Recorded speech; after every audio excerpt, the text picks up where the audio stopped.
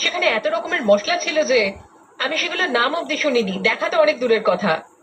Doctor Chopra আমাকে জানালেন যে 14 রকম মশলা আর হার্বস আজকে রান্নাতে ব্যবহার করা হবে। এখানে এক রকমের মাশরুম আছে যেটাকে ভারতীয় ট্রাফল বলা হয়ে থাকে, যার 1 কেজির দাম 500 পাউন্ড, আর আজকে সেটা আমরা পোলাওয়ের ডিশে ইউজ করব।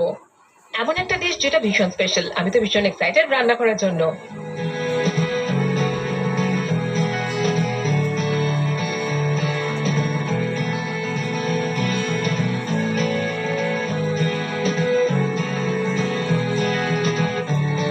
ওকে, শুরু করা যাক। আজকে আমরা বানাবো একটা ট্র্যাডিশনাল মাটন কারি একদম ঠিক। আর একটা মাশরুম পোলাও, তাই তো? আমি তোমাকে বলছি কি করছি। তুমি তো মশলাগুলো আগেই দেখেছো, দারুণ সব মশলা। আর সেই সব মশলা ব্যবহার করা হবে মাত্র দুটো ডিশে। ঠিক আছে? আমাদের এই রান্নাতে আমরা 14 থেকে 15টা মশলা ব্যবহার করব এই আমাদের কারির ল্যাম্প মধ্যে কারিতে।